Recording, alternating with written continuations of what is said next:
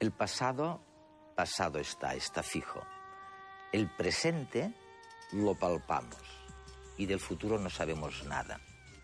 Parece que el tiempo es un flujo continuo y, sin embargo, podría ser una ilusión pura. En redes, en unos instantes.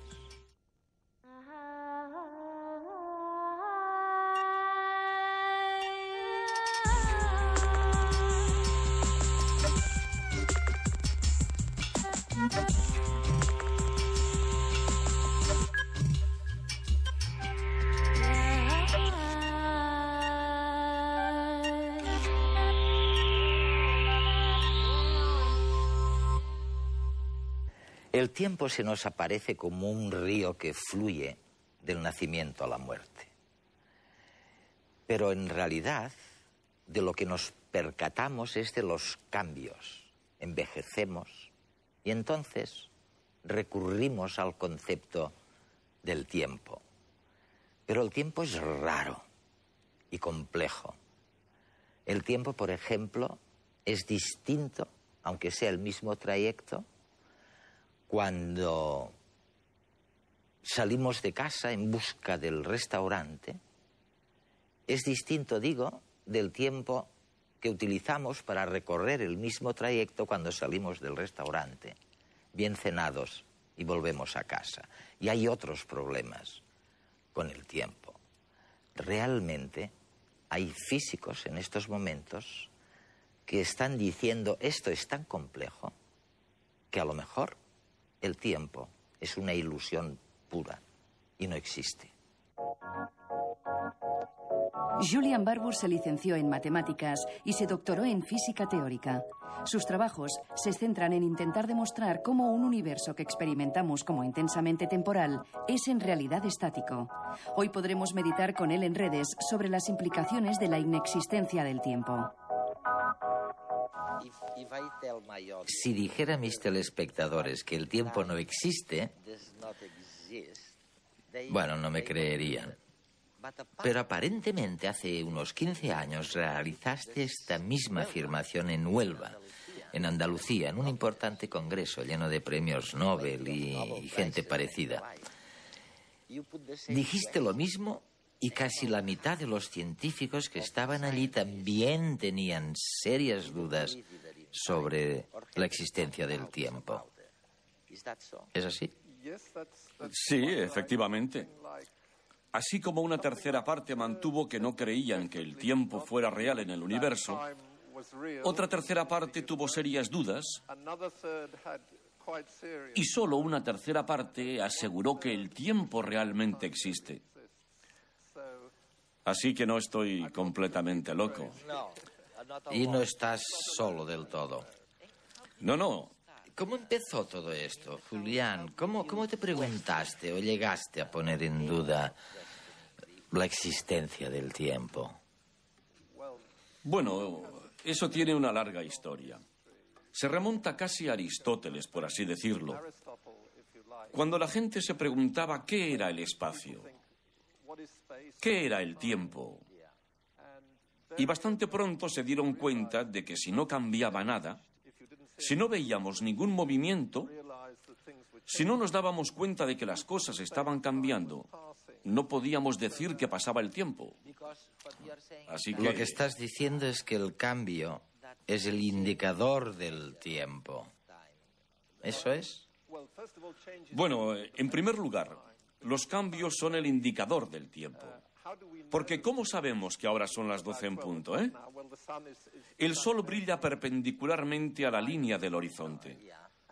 Y cuando acabemos de hablar lo hará en una posición diferente. Así es como se mueve el sol. De esta manera. Y su movimiento es el indicador del tiempo.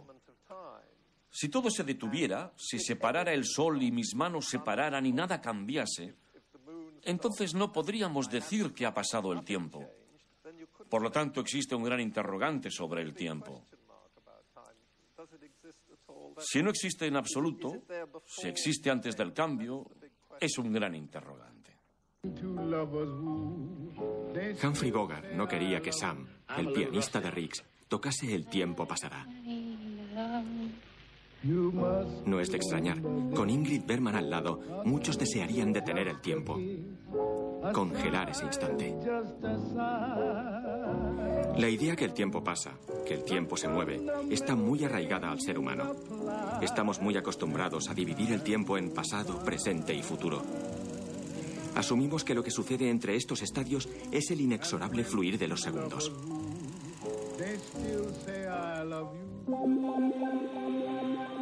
Pero para algunos físicos y filósofos, estos estados no se pueden definir de forma inequívoca. Einstein dijo que presente, pasado y futuro no eran más que ilusiones, solo que muy tozudas. Fluir está asociado a movimiento. Un líquido fluye, el aire fluye, pero el tiempo no. Solo los objetos físicos lo hacen. Pero que el tiempo no fluya no significa que los términos pasado y futuro no tengan una base real. En el mundo, los sucesos tienen lugar en una secuencia unidireccional. Unas cosas suceden después de otras. Nuestro cerebro identifica como imposible la imagen de un huevo que se reconstruye a partir de sus trozos. Y lo es.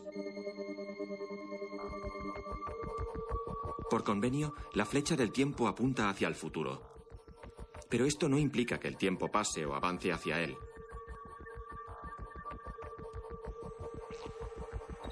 Una brújula siempre apunta al norte, pero esto no significa que nosotros estemos avanzando hacia el norte. Las flechas simbolizan una asimetría, no un movimiento. Del mismo modo que arriba y abajo se refieren a una posición relativa en el espacio, futuro y pasado son posiciones a lo largo de un eje que es el tiempo. No tiene sentido hablar de el futuro y el pasado, del mismo modo que no tiene sentido hablar de el arriba y el abajo. Volvamos a nuestra secuencia del huevo. Si cortásemos la película en fotogramas y los desordenásemos, cualquier persona podría recomponer la secuencia. Incluso sin haberla visto antes, sabemos cuál es el orden correcto. Esto se debe a que la asimetría es una propiedad del estado del mundo y no del tiempo en sí. Al fin y al cabo, nuestro cerebro no percibe el paso del tiempo, sino las diferencias entre el estado actual y un estado anterior que todavía recuerda.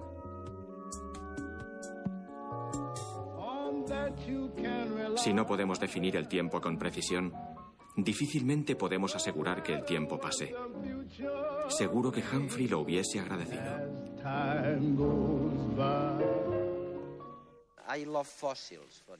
A mí me encantan los fósiles, por ejemplo. ¿Qué significaría una miamonita, por ejemplo? ¿Un instante geológico? El gran descubrimiento de la geología y la evolución es que el mundo, lo que encontramos a nuestro alrededor, es extremadamente especial. Existen fósiles que parecen contarnos una historia. Me explico. ¿Cómo es que la historia del Génesis fue destruida por científicos? Fueron los geólogos. Los geólogos, sí. Los geólogos, digo, y no Darwin, quienes destruyeron la historia del Génesis. Fueron las pruebas, los fósiles y las rocas que parecían contar la historia de la evolución que se había llevado a cabo durante mucho tiempo. Los geólogos, antes que los físicos, se dieron cuenta de la edad que podría tener la Tierra. Y todo ello gracias a estos fósiles que son como archivos, que son interpretados como archivos del pasado.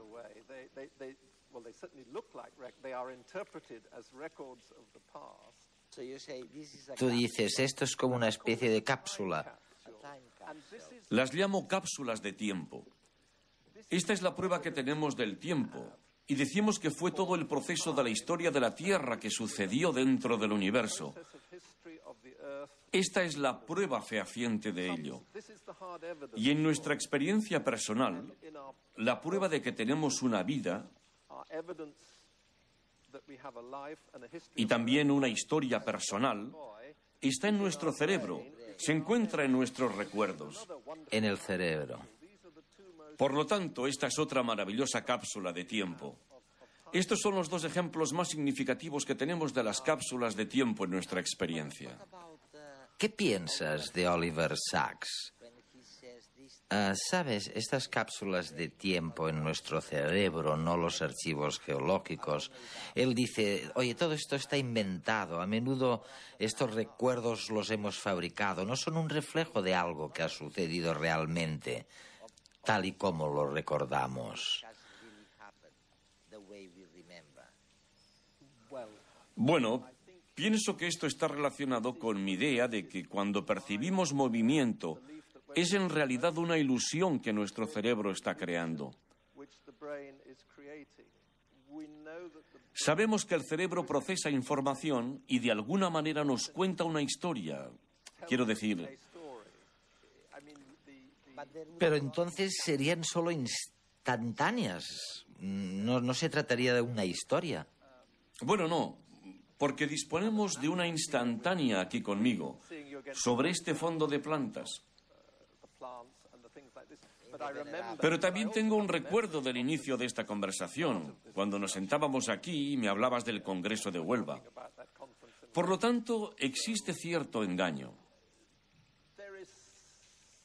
Pero si pongo en duda mis recuerdos, si dudo si alguna vez fui niño, puedo ir a mirar al álbum de fotografías, mi libro de experiencias que mi madre hizo con todas mis fotografías desde niño pequeño hasta que me hice mayor.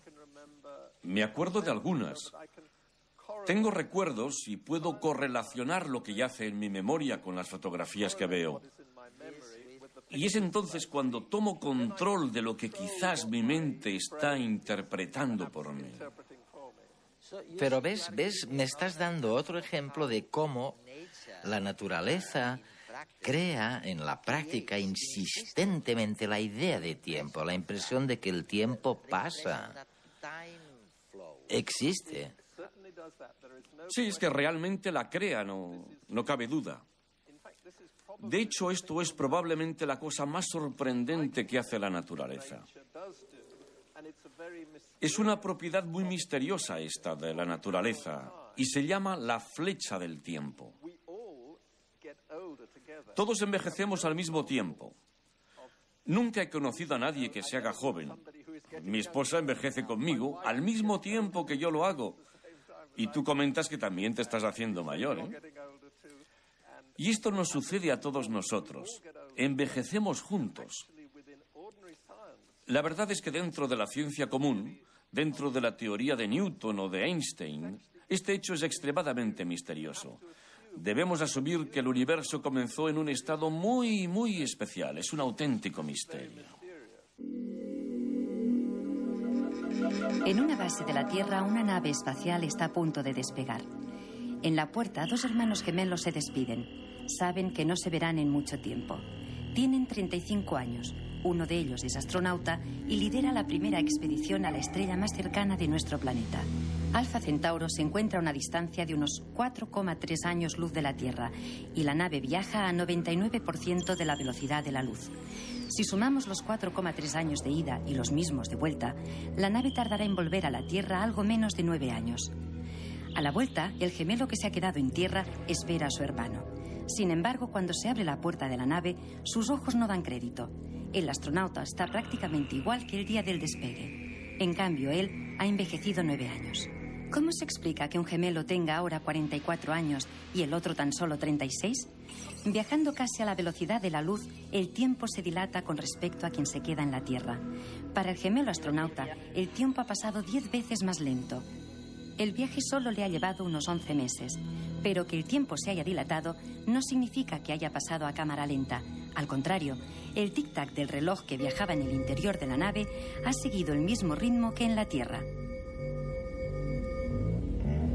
Einstein supo ver que el tiempo avanza a diferentes velocidades para diferentes personas, dependiendo de lo rápido que se muevan en relación del uno con el otro. Y la discrepancia en sus relojes aumenta a medida que aumenta la velocidad. Pero hay un límite insuperable, la velocidad de la luz. Nada que valga la pena puede viajar a más de 300.000 kilómetros por segundo. Antes se pensaba que las constantes de nuestro universo eran el espacio y el tiempo. Con la relatividad, Einstein demostró que lo único que permanece invariable siempre es la velocidad de la luz. A velocidades extremas, el tiempo se dilata y el espacio se contrae con el objetivo de que la velocidad de la luz sea siempre la misma. La relatividad es un fenómeno que nos pasa por alto en el día a día. La lentitud del entorno en que vivimos hace que una hora para mí sea también una hora para usted, y un centímetro sea igual para mí que para usted, por muy rápido que intentemos movernos. Pero tanto usted como yo tenemos una forma muy sutil de viajar en el tiempo. La luz de las estrellas que vemos brillar en el cielo es la luz que emitió la estrella hace años.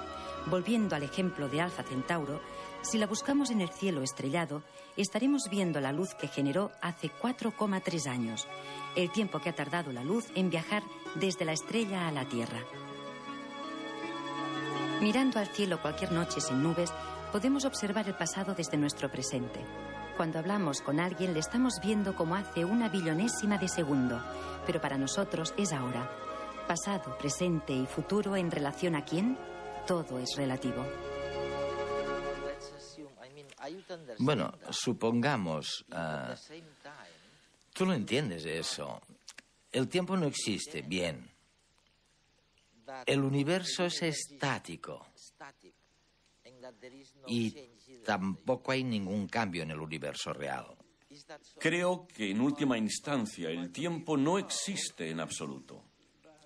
Que el universo es estático. E incluso que el movimiento es una ilusión. Cuando miras mis manos moverse en el universo real, si pudieras permanecer fuera del universo como si fueras Dios y vieras el universo como realmente es, verías que esta apariencia de movimiento es una ilusión. Y esto es lo que yo creo.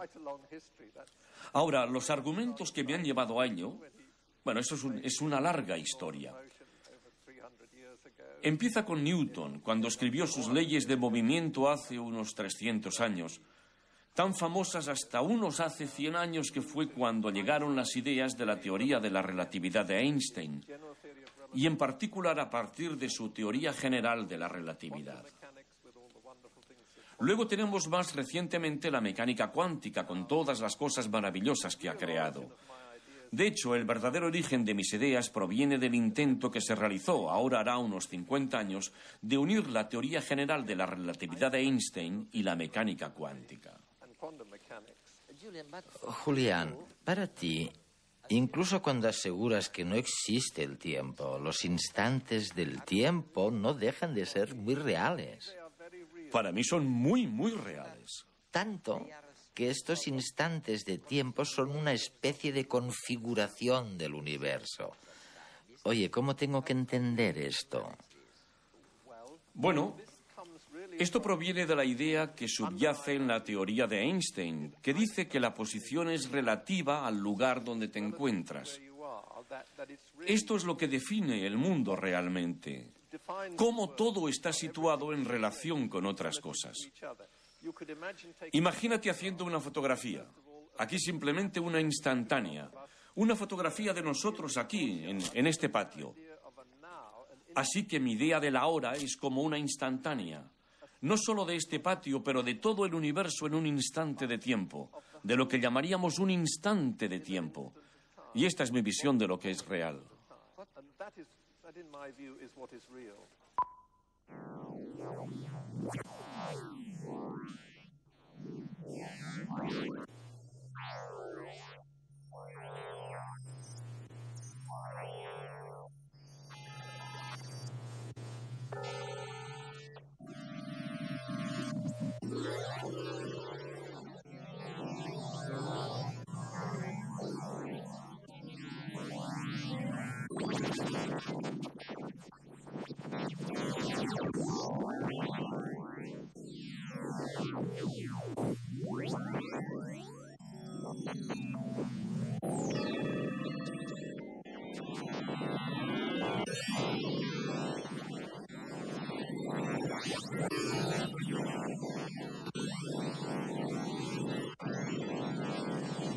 Mi nombre es Paul Friedlander.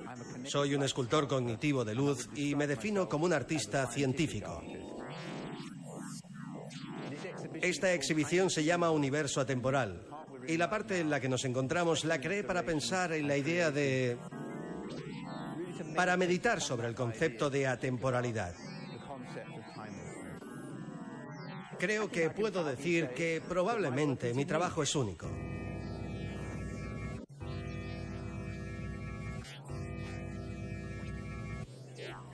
Cuando era un niño estaba fascinado por los viajes espaciales y la astronomía, y cuando me hice mayor, la primera asignatura seria que pensé que debía estudiar fue cosmología, y este es un tema que nunca he dejado atrás.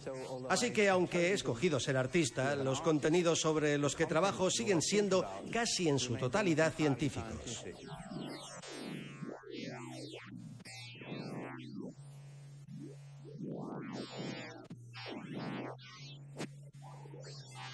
Las esculturas derivan en parte de la ya antigua tradición del cogniticismo, que se refiere al trabajo con el movimiento mecánico. Esto se combina con las técnicas modernas de la era digital. Fusionando las dos cosas, intento juntar las formas físicas tridimensionales con el espacio en que vivimos y con el espacio multidimensional implícito en el uso de los medios digitales. Estas son las flores del jardín de las ideas extrañas. Inventé este término, el jardín de las ideas extrañas, para describir los progresos de la física contemporánea. Es un mundo que no está iluminado por la luz del sol, sino por la luz de las matemáticas.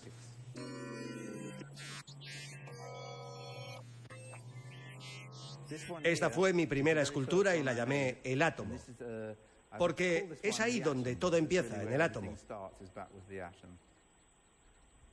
A la siguiente, como podréis suponer, la llamé La Molécula.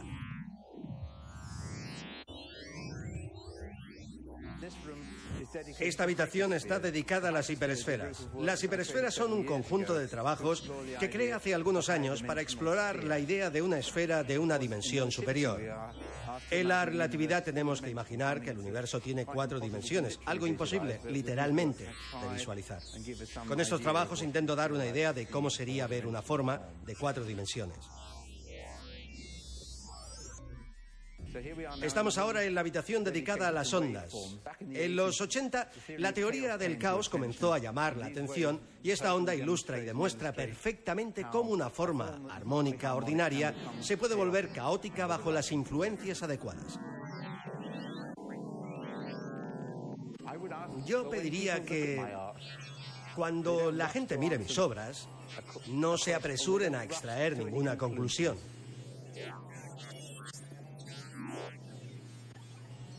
Los cambios que se suceden tienen lugar en ciclos de tiempo bastante largos.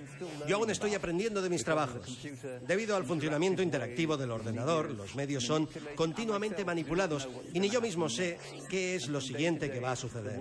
La obra cambia de un día para otro, así que yo me sorprendo cada día cuando entro aquí y veo los diseños completamente nuevos que mi instalación ha creado.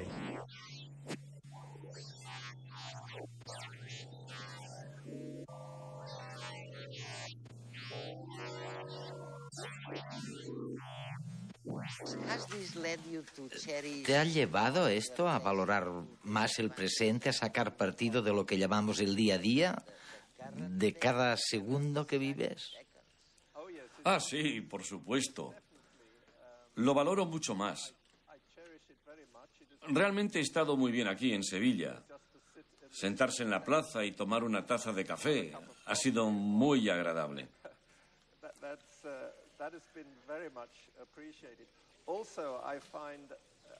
También estuve en Madrid y pasé 10 horas mirando esos cuadros en el Prado, que es sin duda la mejor galería de arte del mundo.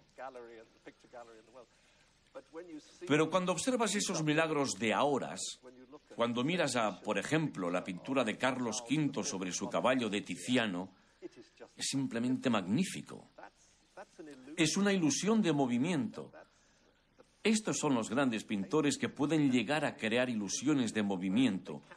Capturan el instante de la hora. Es increíblemente excitante y dramático. ¿Piensas que la gente llegará a creer que el universo no tiene tiempo?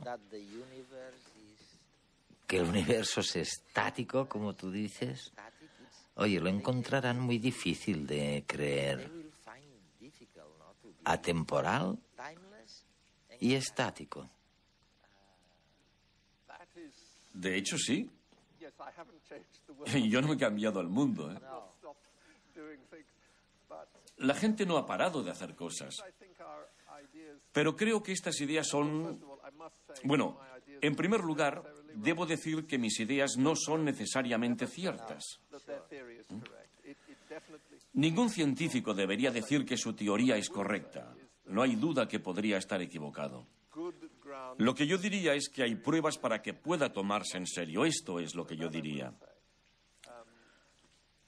Pero considero que es posible que la interpretación del mundo de la gente y lo que quieren hacer en el mundo, pues que cambie, que esto cambie. Cuando escuchas a algunos cosmólogos como Liz Mollin hablar de estos procesos, de la existencia de diferentes universos, parece como si se estuvieran refiriendo a diferentes ahoras, en tus palabras, ¿no? ¿Qué quieren decir exactamente? Bueno, la verdad es que Liz Mollin es amigo mío. Cree mucho más en el proceso. Existen dos grandes ideas básicas en la física. Una de ellas es la posición. La posición de mi mano aquí, en este patio. Y la otra es el movimiento a donde está yendo mi mano, ¿eh? Y en la ciencia, en la dinámica creada por Newton, ambas son muy importantes. Algunos dan más importancia al movimiento, el devenir en vez del ser. Esto nos lleva directamente a los filósofos presocráticos, donde Parménides dijo que solo existía el ser, y Heráclito mantuvo que solo existía el devenir. Así que solo existe el ser o el devenir. Mi opinión es que el ser es más importante, que no podemos pensar en un devenir sin un ser.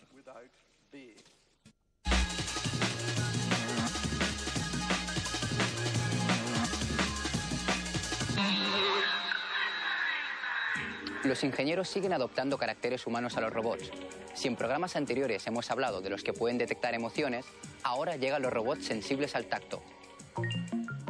Un equipo de ingenieros de la Universidad de Nebraska dice haber creado un dispositivo para que manos robóticas imiten la sensación del tacto humano. Pero ¿cómo se puede conseguir tanta sensibilidad? Los científicos han necesitado aumentar la gama de milímetros a micras. Lo han conseguido tras crear una película muy delgada hecha de capas de metal y nanopartículas semiconductoras, con electrodos en los extremos. Cuando se pone la película en contacto con una superficie, todas las capas de partículas se comprimen al mismo tiempo por la presión que reciben. Estos cambios modifican la corriente de la película y al instante, las partículas emiten una luz que es detectada por una cámara. Los ingenieros esperan que con este dispositivo de tan alta resolución se puede llegar a detectar tejido canceroso. Estudian o trabajen, alguna vez se habrán estresado. Y mientras el estrés dura, ¿cuántas veces han parado para comer o beber algo? Parece ser que el estrés y las adicciones están más relacionados de lo que se pensaba. Científicos de la Universidad de Michigan han investigado con ratas de laboratorio. Han descubierto que el estrés activa la parte del cerebro que controla la necesidad de recompensa. La responsable de impulsar este mecanismo es la hormona llamada factor liberador de corticotropina. Los investigadores han comprobado que niveles elevados de esta hormona hacen aumentar el deseo de obtener una gratificación.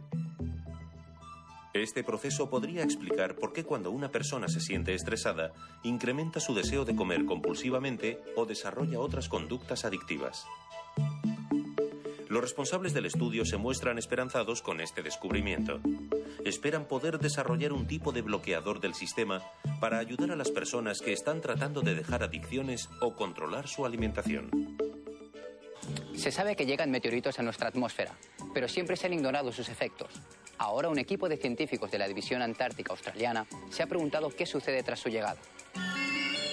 Cada año de 50 a 60 rocas asteroidales de casi 1 metro de diámetro impactan sobre la atmósfera de la Tierra. Según un nuevo estudio, el polvo surgido de este impacto podría influenciar el clima más de lo esperado. Cuando un asteroide entra en la atmósfera de la Tierra, su tamaño se reduce por el calor que genera su roce con el aire. A veces erosiona tanto al meteorito que hasta el 99% de su masa se convierte en polvo. ¿Pero dónde va a parar este polvo? Los científicos han concluido que estas partículas quedan suspendidas en el cielo y son lo bastante grandes como para reflejar la luz del Sol, causar enfriamiento local y tener un papel importante en la formación de las nubes. Por si todavía no tenían claro que estamos en la era de los chips, les presentamos la etiqueta RFID, un chip con una antena incorporada que se piensa que sustituirá al código de barras. Cuando vamos a un supermercado, los productos están marcados con un código de barras. Este código no tiene otra función que agilizar la compra a la hora de pagar. Pero las nuevas etiquetas RFID van más allá. Por medio de una red computerizada se puede rastrear la posición y el progreso de miles de millones de productos desde que se etiquetan hasta que se venden. Una de las ventajas que se observa es que el mismo sistema podrá avisar cuando se acaben los productos. Pero no todos son ventajas. Ya hay quien ha puesto dudas sobre la privacidad de este sistema. Los expertos se preguntan quién puede leer los chips y qué se hará con la información. Además, ponen en duda que este chip rastree solo el producto y no a la persona que lo ha comprado. Pase lo que pase en el futuro, de momento ya se usa en algunos supermercados de Alemania.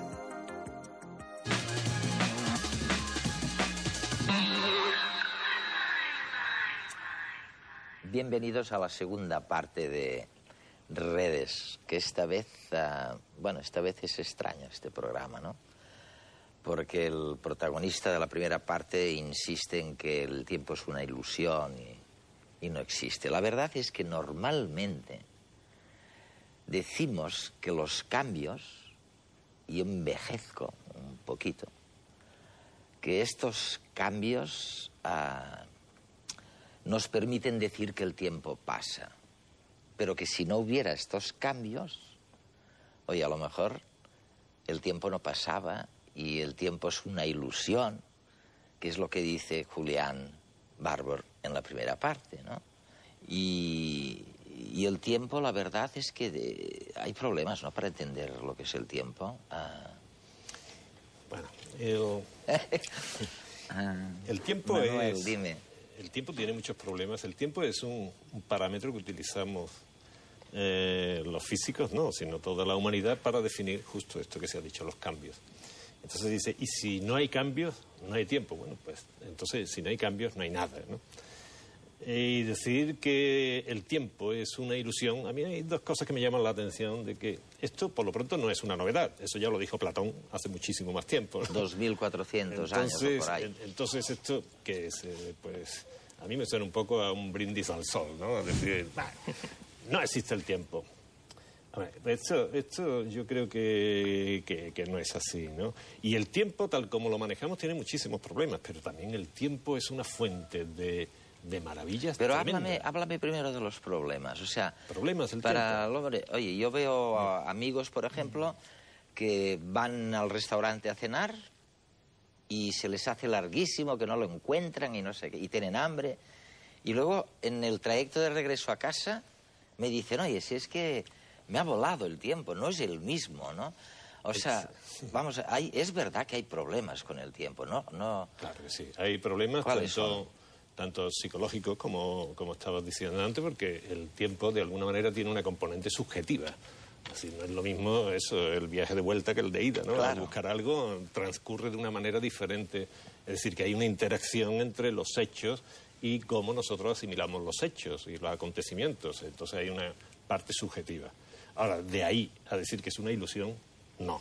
O sea, yo desde luego estoy radicalmente en contra, ¿no?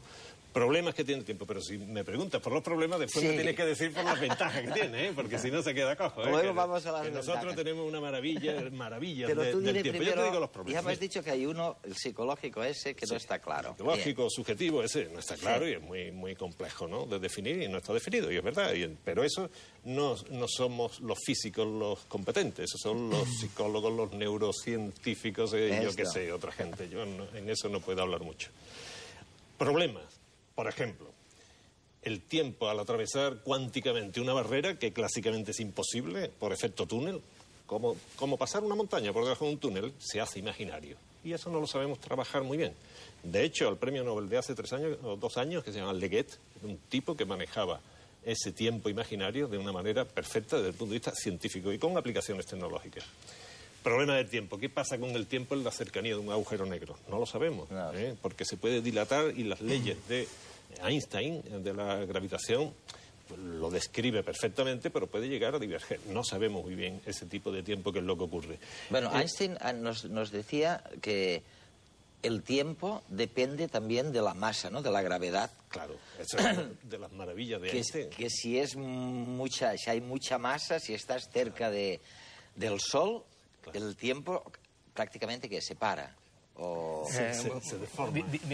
Fluye más lentamente, digamos así. De hecho, los satélites de la constelación de los GPS, por ejemplo, tienen una corrección debida, primero, a un efecto relativista de la relatividad restringida de Einstein también, que es cuanto más deprisa te mueves, más lentamente pasa el tiempo, y además, como esos satélites están situados en órbita y están a una cierta distancia de la Tierra, hay un efecto de esa relatividad general también de Albert Einstein, que dice que cuanto más cerca estás de una masa, más grande es el campo gravitatorio y por tanto el tiempo se enlentece. Por tanto hay dos fenómenos, por ejemplo los GPS, por cierto, una aplicación ya muy concreta de la cual ya nos beneficiamos, ¿no?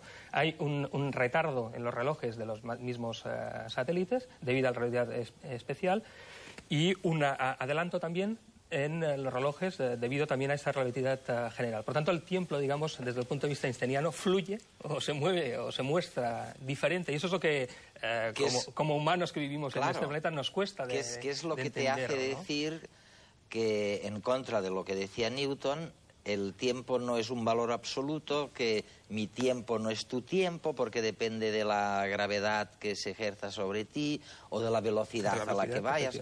O sea, no me digas que no es mucho cachondeo casi en torno al tiempo, ¿no? O sea, cachondeo no, porque a ver, lo fundamental es bonito y es divertido, pero cuando se hacen experimentos, él ha citado uno, o tecnológico, o los eclipses del año 15 y todo eso, se constatan rigurosamente las teorías de Einstein. Entonces, en el caso de nuestro amigo Barbour, ¿no?, lo primero que habría que decirle es si él tiene alguna idea de constatar experimentalmente su opinión. Y si dice que no, pues entonces estamos jugando a opinar. Bueno, opinar ya digo, opinaban los griegos y los babilonios, los mesopotámicos, hasta ahora, ¿no? Pero claro, los físicos lo que tenemos que hacer es medir. Me prometiste que me iba a dejar las grandiosas ventajas que tenemos con la conquista del tiempo. Cuando nosotros vamos conquistando el tiempo, y al decir conquistar el tiempo es manejarlo y medirlo, sobre todo, de una manera cada vez más precisa, estamos dando una fuente de riqueza y de bienestar a todo el mundo tremendo. Por ejemplo, ¿sabes que el programa Apolo, una de las consecuencias fue los relojes digitales? Porque hacían falta una precisión mucho mayor. Y te podría poner muchas más etapas, incluso antes, ¿no? El reloj de áncora y de cuerda para medir el tiempo fue lo que facilitó el cálculo de la longitud, la navegación. Pero ya hoy día, o sea, son cosas muy, muy, muy pragmáticas, de buscar el tiempo y domeñarlo, ¿no? El nanosegundo, la nanotecnología hoy día y el nanosegundo es lo que está debajo de Google, porque sea tan rápido es porque dominamos el nanosegundo. Y los teléfonos móviles se inventaron y ya funcionaban en la Primera Guerra Mundial. Lo que ocurre es que se podían mantener muy pocas conversaciones y hacían falta 2 soldados, uno con la batería y el otro con el teléfono. Y hoy día lo que permite haber conquistado el nanosegundo es poder tener 1.000 millones de conversaciones a la vez. Entonces todas estas cosas son... Claro, y ahora, mira, esto es como yo te pondría, tú has dicho antes un ejemplo que a mí me parece fantástico, ¿no? Un río. El río, imagínate el Nilo, ¿no? Un río cualquiera, el Nilo. Fluye solamente en una dirección, ¿no? Y ahora en el Nilo vemos que hay agricultores que tratan de irrigar los campos con él, hay ingenieros que hacen sus presas, el fluir del río sería el tiempo, ¿no? Hay arqueólogos y antropólogos que están buscando civilizaciones antiguas, hay un montón de gente, marineros, pescadores, de todo el mundo beneficiándose del Nilo. Incluso hay unos físicos teóricos que te dicen, a lo mejor el Nilo, ese fluir es más complejo y sus componentes, que serían los átomos y las moléculas de agua, tienen un comportamiento que es muy diferente al movimiento general de ese río. Todo eso vale. Pero ahora imagínate que a toda esta gente, los ingenieros, los físicos teóricos, todo eso que están por el Nilo, llega un señor y dice, señores, el Nilo no existe. Hombre, pues bien, no existe. Bueno, Oiga, no. Una persona como tú, Sí. amable y inteligente, le preguntaría, ¿tiene alguna prueba de que esto no existe? No, es que eso es ilusión de todos ustedes.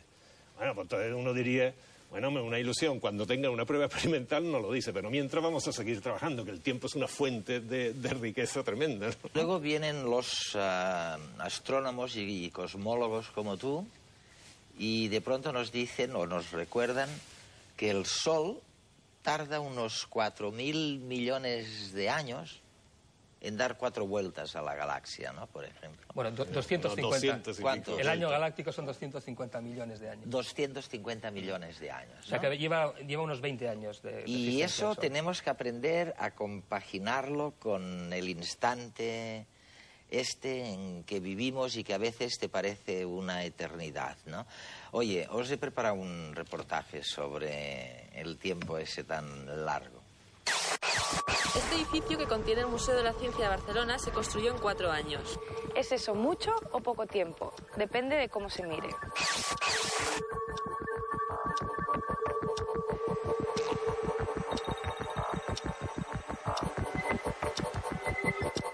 Mientras este edificio crecía, durante esos 4 años, la Tierra estuvo rotando más de 3.700 millones de kilómetros alrededor del Sol. Y en ese mismo tiempo, el continente americano se separó 12 centímetros de Europa.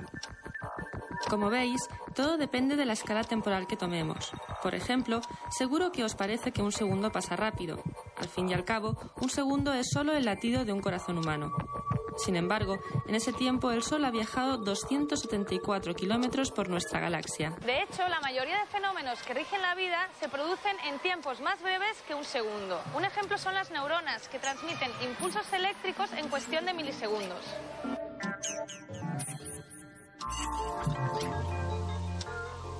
Las reacciones químicas biológicas como la fotosíntesis se producen a un ritmo similar e incluso mayor, de manera que miles de moléculas de oxígeno o de agua se crean y se destruyen en menos de un segundo.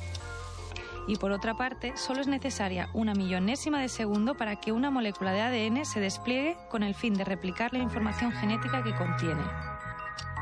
Y la velocidad con que nuestros ojos captan la luz es 1.000.000 de veces más rápida todavía. La cuestión es que, a pesar de la aparente quietud de la materia, los átomos están en constante movimiento. Dentro de una molécula de sal, por ejemplo, los enlaces químicos de sus átomos se rompen y se vuelven a formar 10 millones de veces en un segundo. Se cree que los electrones se mueven más rápidamente incluso. El tiempo que tarda un electrón en pasar de un átomo a otro es pequeñísimo. Comparativamente sería a un segundo lo que un segundo es a 14.000 millones de años, que es la edad del universo.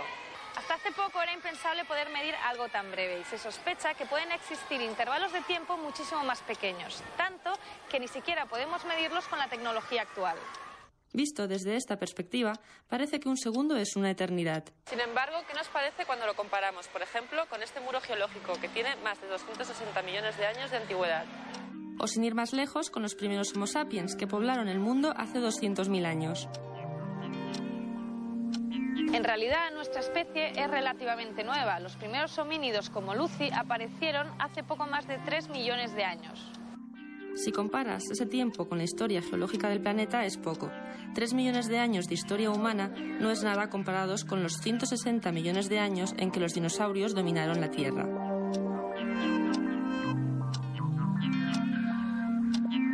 Y es menos todavía cuando te das cuenta de que este planeta tiene 4.500 millones de años y que fueron necesarios 1.000 millones de años para que se enfriase, se formasen los océanos y apareciese la primera célula. Teniendo en cuenta que los cosmólogos creen que la última estrella morirá dentro de millones de años, casi podríamos decir que el tiempo acaba de empezar a existir. Todo lo contrario a lo que le pasa a este reportaje, que ha durado más o menos la mitad de lo que tarda en llegar un rayo de luz desde el Sol a nuestros ojos.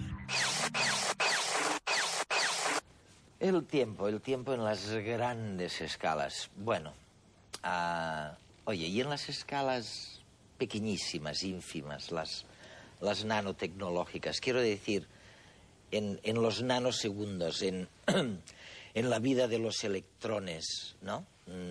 Que van a unas velocidades impresionantes, apenas avanzan, a pesar de no parar de moverse todo el rato. ¿Allí qué pasa? O sea, allí el tiempo, ¿qué concepción, qué ¿Qué concepto del tiempo manejamos en estas escalas que me dicen que son las del futuro, además, ¿no? Sí.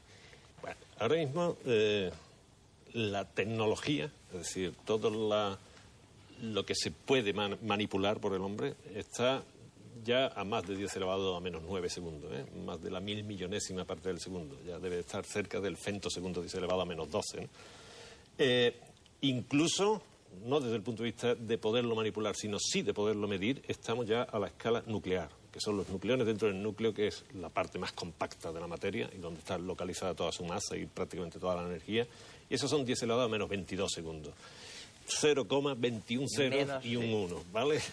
Hasta ahí llegamos, ¿no? Entonces, las teorías que él estaba diciendo, que hay mucha gente muy seria trabajando, ya estamos en una escala que se llama la escala de Planck. Eso es 10 elevado a menos 43 segundos. Eso es muy lejano todavía a la posibilidad ya no solo de información científica, sino incluso de experimentar, de saber qué está pasando ahí. Yo creo que ahí es donde estamos. Y en la escala grande, pues ya lo decía, será el Big Bang, ¿no? 13.700 millones de años, y eso está relativamente bien controlado. Eso se sabe más o menos bien cómo ha fluido el tiempo. Desde esos 10 elevado a menos 22 segundos hasta 10 elevado a... en la escala nuclear. En segundo son 10 elevado a 7, 10 elevado a 8, 10 elevado a 19, así, ¿no? Pero bueno, ¿pero allí qué pasa? O sea, ¿qué concepto del tiempo utilizáis allí? Sigue siendo lineal. Es decir, el tiempo fluye de la misma manera. No hay... pero fluye siempre igual. Del pasado al futuro y digamos, el mismo ritmo.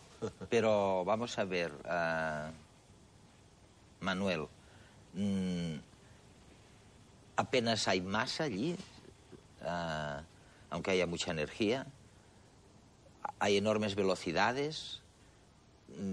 Para los electrones, para aquellos átomos, ¿cambia el tiempo o son eternos? Me dicen, los átomos son prácticamente eternos, ¿no?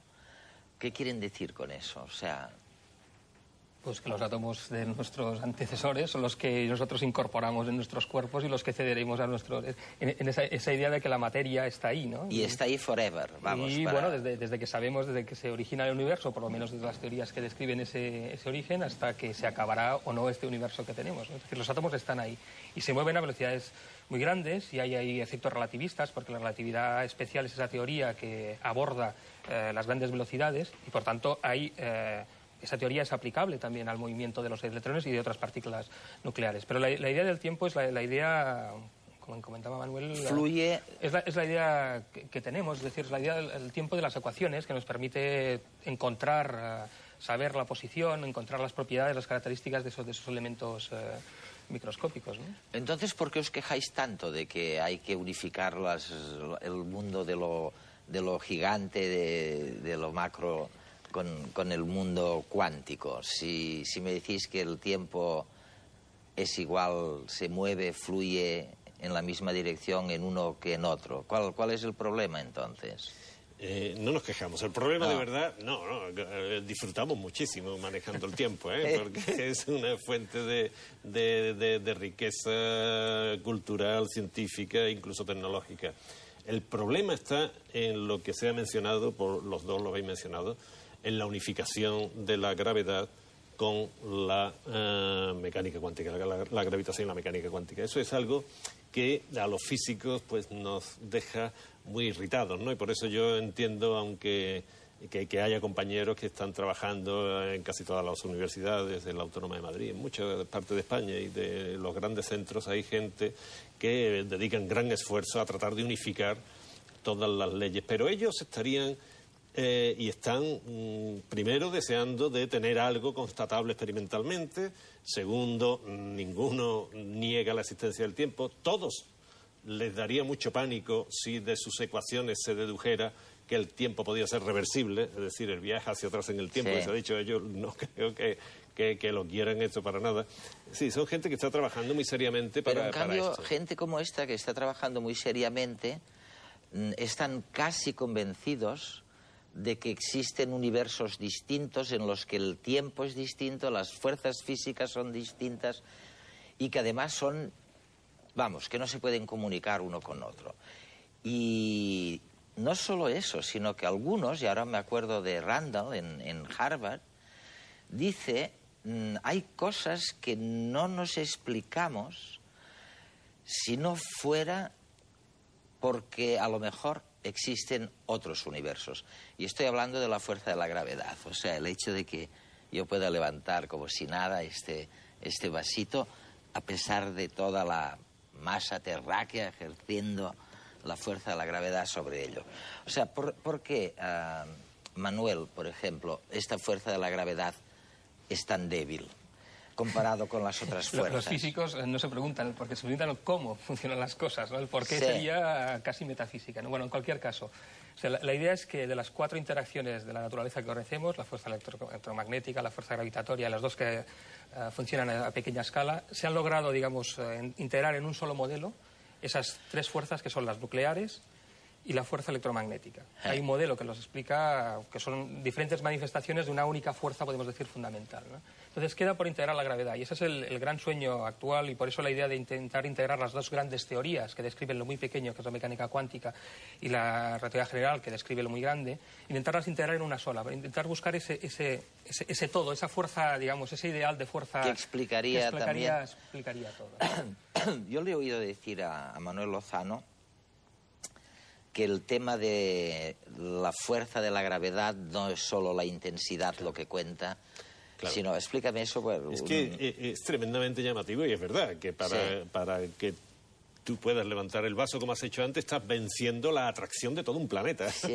Es decir, que es extraordinariamente débil. Pero la debilidad o la fortaleza de cada una de estas 4 fuerzas que él ha mencionado no es su única característica. Por ejemplo, la fuerza de la gravedad y la fuerza electromagnética se parecen entre sí muchísimo más que las otras 2 si atendemos hasta donde llegan, porque las 2 tienen un alcance infinito. En cambio, las 2 fuerzas nucleares no llegan a salir del núcleo atómico, ¿no? Entonces, ¿qué es más decisivo? ¿Qué es lo que diferencia más? ¿Cuál es la huella de identidad más clara de una fuerza? ¿Lo intensa que son o hasta dónde llegan? Es difícil, en ese sentido es difícil de decir, ¿no? Y, por ejemplo, la fuerza de la gravedad es siempre atractiva, hasta donde sabemos. Hasta prueba de lo contrario. Hasta donde sabemos, sí, pero es atractiva entre 2 masas, se atraen, ¿no? No hay En cambio, repulsión. la fuerza electromagnética, dependiendo de las cargas eléctricas, si positiva o negativa, o las 2 iguales, o las 2 diferentes, puede ser repulsiva o puede ser atractiva, ¿no? La nuclear siempre es atractiva, es decir, que en ese sentido la nuclear se parece más a la gravitatoria que a la electromagnética, que puede ser repulsiva. Son 4 faunas que 3 se han conseguido unificar y una se resiste. Y ahí es donde están los teóricos. Manuel, más lo que me puros. estás diciendo es, oye, Eduardo, no te preocupes tanto de que sea tan fácil o tan débil la fuerza de la gravedad, porque, oye, hay otros rasgos a tener en cuenta, no solo la intensidad. Bueno, pues me voy a esperar un rato. Pero lo que quiere decir es que en la física no vamos a encontrar la solución de los problemas de cada día, a lo mejor, pero sí vamos hacia un periodo de grandes descubrimientos, que a lo mejor nos dan hasta una nueva concepción del tiempo. Hasta la semana próxima.